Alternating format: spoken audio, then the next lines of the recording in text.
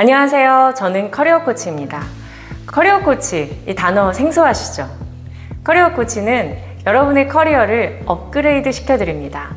여러분들의 연봉을 더 높일 수 있고 더 성취감 높은 직장으로 이직할 수 있게 도와드리는 역할을 합니다. 이렇게 커리어를 업그레이드 시켜주는 코칭을 하는 사람이 바로 커리어 코치입니다.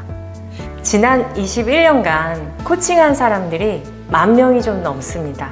학벌과 스펙이 정말 좋은 분들도 계셨고 학벌과 스펙이 없는 분들도 계셨습니다. 받은 분들의 공통점이 있었습니다. 바로 나답게 성공하고 싶다, 그것이었습니다. 학벌과 스펙이 좋은 사람은 사실 성공하기가 훨씬 쉽습니다. 학벌과 스펙 때문이 아니더라고요.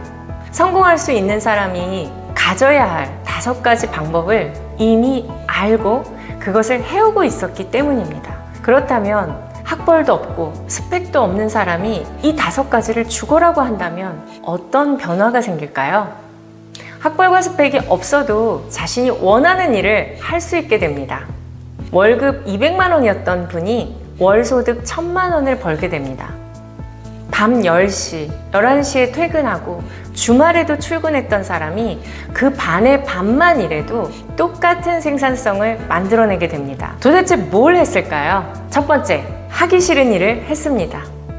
사람은 다 똑같습니다. 누구나 일찍 일어나기 싫고, 공부하기 싫고, 운동하기 싫고, 청소하기 싫고, 허드렛 일 하기 싫습니다. 그런데 누군가는 일찍 일어나서 서두르지 않고 여유 있게 하루를 시작합니다. 누군가는 건강한 삶을 위해서 최소한의 운동을 꾸준히 합니다. 그리고 누군가는 성장을 위해서 끊임없이 공부합니다. 누군가는 누가 하라고 해서가 아니라 모두의 쾌적한 환경을 위해서 주변을 청소합니다. 그리고 누군가는 일 자체가 아니라 일의 의미를 스스로 만들어서 허드렛 일을 통해서도 뭔가를 배웁니다. 이렇게 하기 싫은 일을 열심히 해본 경험 여러분 있으신가요? 단 한 가지라도 좋습니다. 그것을 100일간 지속하셨다면 훌륭한 소프트 스킬이 될 겁니다. 두 번째, 주변 사람들을 도와주세요. 나 살기도 벅찬데 다른 사람을 도우라는 말이 이해가 안 되시죠? 요즘 많은 검색어가 무기력증, 우울증, 그리고 번아웃입니다. 약 안 먹고 의욕을 회복할 수 있는 최고의 방법이 있습니다. 바로 누군가를 돕는 것입니다. 지금 한번 아빠나 엄마에게 전화해 보세요. 요즘 힘든 건 없으신지, 그리고 내가 도울 건 없는지, 파트너나 배우자, 친구에게 한번 전화해서 요즘 사는 거 힘들지 않냐고, 내가 도울 건 없냐고 한번 물어보세요. 신기하게 그 사람들을 도우려고 할 때 의욕이 올라오는 걸 느끼실 겁니다. 자녀가 막 태어난 집에 아빠랑 엄마는 일할 의욕이 막 올라옵니다. 아플 수가 없어요. 아이가 웃는 것만 봐도 힘이 막 나요. 이 아이가 어른이 될 때까지 믿을 사람은 바로 나밖에 없으니까요. 인도 캘커타에 마더 테레사님의 사랑의 선교회가 있습니다. 매일 자원봉사자가 끝도 없이 줄을 이어요. 자원봉사자들은 고무장갑도 없이 똥오줌이 묻은 빨래를 해요. 몇 달을 씻지도 않아서 머리에 먼지가 이만큼 쌓인 사람들의 머리를 감기고 몸을 씻깁니다. 하루 종일 묵묵히 그 일을 하고 돌아가는 거예요. 그런데 신기한 게 몸은 너무 피곤한데 가슴은 뜨거워요. 오히려 에너지가 막 샘솟는 그런 느낌이 듭니다. 세계 각국에서 모인 자원봉사자들의 얼굴이 첫날 아침이랑 완전히 달라지는 걸 경험합니다. 저는 그들에게 묻습니다. 왜 여기 오셨어요? 그리고 한결같은 대답을 듣습니다. 삶이 너무 힘들어서요. 길 위에서 답을 찾을 수 있을 것 같아서 여행을 떠났고 결국 여기까지 오게 되었다고, 그리고 그 답을 찾았다고 대답합니다. 누군가를 위해서 진심을 다해서 내 몸과 마음을 내어주는 그런 행위는 오히려 나 자신을 치유합니다. 정신과 마음이 건강해지면 스스로 답을 찾아낼 수 있게 됩니다. 스스로를 구하기 위해서, 건강해지기 위해서 먼저 가장 가까운 내 가족, 친구에게 마음의 공간을 내어줘 보세요. 그리고 내가 힘을 되찾기 시작했다면 그 범위를 동료, 이웃에게로 넓혀보세요. 나눌수록 커진다는 말을 정말 실감하실 거예요. 풍요의 에너지가 흘러 넘칠 것입니다. 그렇게 100일이 지나고 나서 사람들에게 이런 말을 듣기 시작하실 거예요. 뭔가 분위기가 달라졌어. 얼굴에서 빛이 나는 것 같아. 너 즐거워 보여. 이 에너지는 면접이면 면접, 협상이면 협상, 영업이면 영업, 연애면 연애, 모든 관계에서 좋은 결과를 만들어 줄 거예요. 세 번째, 자신의 일에 오너십을 가지세요. 당신은 책임감이 있으십니까? 라고 물으면 모두 네 라고 대답합니다. 제가 다시 질문합니다. 당신은 당신의 일에 오너십을 갖고 있습니까? 네 라고 대답하는 사람이 많지 않습니다. 내가 사장도 아니고 내가 무슨 부귀영화를 누리겠다고, 내가 왜 그렇게 열심히 일해야 돼? 라는 생각은 내 능력의 아주 최소치만을 끌어냅니다. 내 월급만큼만 일하면 그 이상의 능력은 개발되지 않습니다. AI 시대, 월급쟁이, 전문직들조차도 계속 월급 받으면서 살 수 있을까 하는 두려움이 듭니다. 하지만 기업들이 스카우트하려는 인재들은 그런 두려움이 거의 없습니다. 바로 중요한 사람이기 때문입니다. 중요한 사람은 도대체 어떻게 되는 걸까요? 입사할 때는 학벌과 스펙이 중요하지만 입사 후부터는 업무 태도, 사회성, 리더십, 그리고 무엇보다도 일에 대한 오너십으로 평가를 받습니다. 내가 맡은 프로젝트에서 내가 포지션과 상관없이 이 일이 정말 잘 되었으면 좋겠다는 오너십을 갖고 있는 사람은 다릅니다. 내 파트가 전체에 기여하기 위해서 처음부터 끝까지 모든 프로세스를 이해하려고 하고 그리고 함께 하려고 합니다. 리더냐 아니냐 그건 그렇게 중요하지 않습니다. 축구나 야구에서 우리 주장이 잘한다고 감독이 잘한다고 팀이 꼭 승리하는 건 아닙니다. 모두가 우리 팀이 이기는 것을 같은 마음으로 원할 때, 그게 목적이 될 때 기적의 결과가 나오는 것입니다. 예를 들어 내가 편의점 알바생인데 편의점 사장님처럼 일한다면 전체 비즈니스가 보이기 시작할 거예요. 그리고 다른 알바생이 같은 알바생인 나를 존경하게 될 거예요. 그리고 사장님은 따로 보너스를 챙겨줄 겁니다. 그리고 무엇보다도 그런 경험이 나를 완전히 다른 사람으로 레벨업 시킵니다. 내가 받는 시급만큼, 내가 받는 월급만큼 일하는 사람이 아니라 이 일을 정말 성공시키기 위한 그런 주인의식을 가지고 일을 한다면 내 연봉은 최소 2배 이상 올라가게 됩니다. 이건 복리의 효과가 있어요. 10년을 이렇게 일한 사람은 연봉이 10배까지도 올라가게 됩니다. 제가 그동안 코칭하면서 만난 사람들의 데이터에서 말씀드리는 거예요.